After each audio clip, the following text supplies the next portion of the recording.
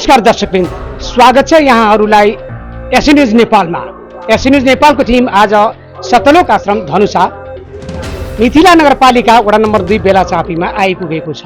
यहाँ आउने कारण सतलोक आश्रम धनुषामा 3 दिनसम्म हुन गइरहेको जगतगुरु तत्वदर्शी सन्त रामपालजी महाराजजीको 75औं अवतरण दिवसको आजको प्रथम दिन हो। यो कार्यक्रमलाई सेलिब्रेट गर्नको लागि यहाँ हुने अनुष्ठान अथवा यहाँको महायज्ञमा विशाल भण्डारामा सहभागी हुनको लागि नेपाल लगायत छिमेकी मित्र राष्ट्र भारतबाट पनि विभिन्न ठाउँबाट श्रद्धालुहरू आउनुभएको छ।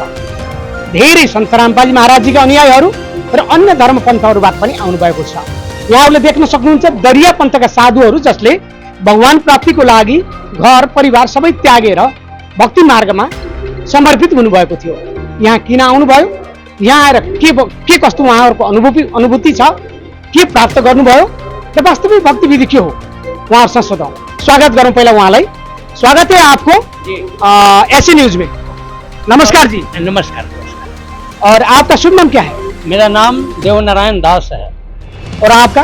देवलाल दास है। देवलाल दास जी और देवनारायण दास जी, आप पहली बार आए सतलोक आश्रम धनुषा में? जी, पहले आया।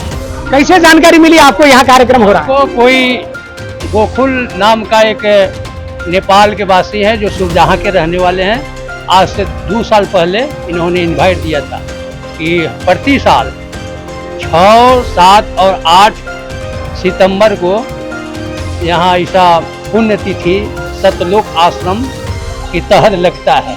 आप किस पंथ से संबंधित रखते हैं? दरिया पंथ से जुड़े हुए। दरिया पंथ। ये कौन सा है? क्या कबीर पंथ का ही एक शाखा है? कबीर साहब का दूसरा अवतार है जिसका नाम दरिया साहब। अच्छा, यहाँ आके आपने क्या क्या देखा, पहले ये बताइए। यहाँ आकर के हमने सभी जगह निरीक्षण किया और बहुत सुंदर से सुंदर व्यवस्था जो है कि हमको समझ में आया। और सर्वोपरि रामपाल जी सतगुरु महाराज की यह संस्था है। तो सदगुरु रामपाल जी महाराज जी द्वारा दिए गए ज्ञान से यहाँ क्या परिवर्तन देखा, कैसी व्यवस्थाएं आपको दिखने को मिली? यहाँ किसी प्रकार का ठगौती और भूत प्रेत देवी देवता का पूजा नहीं है। एक ब्रह्म का पूजा है जो सतगुरु कहलाते हैं। तो यहाँ आके आपने भोजन किया? भोजन किया। कुछ पैसे भी दिए? पैसा तो हम नहीं लिया है, न मिला है। नहीं मतलब कई पैसा किसी ने मांगा? आप किसी ने नहीं। कोई पर्चा वर्चा काटा नहीं? नहीं, बस से भी फ्री लाए हैं लोग। बस में भी आपको फ्री? बस से भी लाए हैं, मीठा मोड़ से यहाँ तक फ्री में लाए हैं। तो कहीं भी जाते हैं, किसी भी तीर्थ में जाते हैं तो पहले पर्चा काटते हैं या कुछ चढ़ाव कहते हैं, इधर दक्षिणा दीजिए उधर दक्षिणा दीजिए ऐसा कहते हैं। आपको यहाँ कहीं ऐसा नहीं मिला? यहाँ ऐसा कोई ढोंगबाजी नहीं है।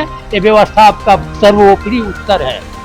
तो लोगों का कहना है कि संत रामपाल जी महाराज जी सभी धर्मों को सही राह देते हैं, सही ज्ञान देते हैं और मुक्ति का मार्ग बताते हैं। क्या ये सही है? ये सही है। संत रामपाल जी महाराज जी प्रमाणित करके दिखाते हैं कि वेदों के द्वारा, सभी शास्त्रों के द्वारा, कि कबीर साहब ही पूर्ण परमात्मा हैं, अखिल ब्रह्मांड के रचयिता हैं। इस विषय में आप क्या कहेंगे? देखिए, हम ग्रंथ में पढ़े हुए हैं दरिया साहब के ज्ञान सर्वोदय में कि सो साहब भय सतगुरु मोरा, गए 2 विधा भय नए न जोड़ा। उन्होंने कहा कि दरिया साहब ने कहा कि हमारा गुरु सतलोकवासी सतपुरुष परमात्मा है। यह जितने भी संसार में जो जन्म लेते हैं वह मेरा गुरु नहीं है। तो ऐसा है कि जैसे संत रामपाल जी महाराज जी के जितने भी अनुयायी हैं किसी भी प्रकार का नशा नहीं करते, कोई चोरी जारी गलत कार्य जैसे कि सिगरेट, भांग, अफीम, गुटखा, सुपारी इसका भी सेवन नहीं करते, दहेज नहीं लेते शादी में और दहेज देते नहीं हैं, बगैर दहेज की जो शादियां करवाई जाती है इस आश्रम में, और रक्तदान का कार्यक्रम होता रहता है यहाँ पर हर आश्रम में। ऐसा हमने भी आके देखा और ऐसा भी हुआ। तो इसके बारे में आप क्या कहेंगे रामपाल जी महाराज जी? रामपाल जी महाराज वास्तव में सतगुरु हैं और इनकी संस्था सर्वोच्च है। जितने भी धार्मिक लोग हैं, किसी न किसी पंथ में, किसी भी संप्रदाय में लगे हुए लोग हैं, हर एक को भगवान की ख्वाहिश है, तलाश है। वही लोग जो ईश्वर की तलाशी में है, उनकी मतलब आस्था में जुड़े हुए लोग हैं, उनके लिए आप क्या कहना चाहेंगे हमारे चैनल के थ्रू?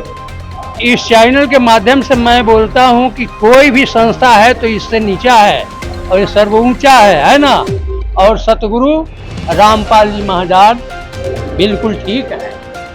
संत रामपाल जी महाराज अभी अन्नपूर्ण मुहिम के तहत संसार के यानी हिंदुस्तान से शुरू किया, नेपाल में भी काफी लोगों का ये कार्यक्रम हो रहा है जो बेघर लोग हैं, बेसहारा लोग हैं, जिनको अपने जीने के लिए कोई सहारा नहीं है, जो भोजन 2 टाइम का भोजन ग्रहण करने के योग्य भी नहीं है, उन लोगों के लिए भोजन, पानी, और जो बच्चे शिक्षा से वंचित हैं उनके लिए भी संत रामपाल जी महाराज जी के अनुयायी शिक्षित करने के लिए डोनेशन कर रहे हैं, घर बना रहे हैं, राशन पानी दे रहे हैं। उनके बारे में संत रामपाल जी महाराज जी के बारे में क्या कहना चाहते हैं आप? बहुत प्रधान यहाँ का लोग है, सड़क करते बहुत उपलब्ध है, सब चीज का व्यवस्था है, कोई दिक्कत कहीं नहीं है। संत रामपाल जी महाराज जी के किसी प्रकार की दिक्कत नहीं है। इस प्रकार की मुहिम के बारे में आप क्या कहेंगे, जो अन्नपूर्ण मुहिम है और बेटी बचाओ बेटी पढ़ाओ, ये सारी चीजें जो अच्छी समझ का किसी संस्था में हम नहीं देखा, कहीं नहीं देखा, कहीं नहीं। हम तो घूमा बिल्कुल क्षेत्र में और सभी संस्था को मैंने देखा, लेकिन जो व्यवस्था रामपाल जी, सतगुरु रामपाल जी महाराज में है, जो गरीब से लेकर के अच्छे लोग तक एक सूत्र में बांधने का जो काम किया है, ऐसा व्यवस्था कोई संस्था में नहीं। तो अब कलयुग में सतयुग लाने की मुहिम है, ऐसा कहते हैं संत रामपाल जी महाराज जी के अनुयायी। क्या सही है ये सही है। तो क्या कहना चाहते हैं बाकी लोगों के लिए, धार्मिक लोगों के लिए? आप धार्मिक लोगों इसमें आवे, जुड़े, अपने आत्मा को कल्याण चाहे और इनाम दाम लेकर के, इनाम दे लेकर के मोक्ष का प्राप्ति करे। धन्यवाद जानकारी के लिए। हाँ, मोक्ष का प्राप्ति करे। जिसको भूख है, जीवन मरण के चक्कर से बचने का जिसको भूख है, वह अपना भूख को मिटावे और मुक्ति को पावे। मोक्ष मिलेगा, इस ज्ञान से संसार में सुखी होंगे लोग। बिल्कुल बिल्कुल सुखी होना है, मोक्ष तो अनिवार्य है। धन्यवाद। बिल्कुल धन्यवाद।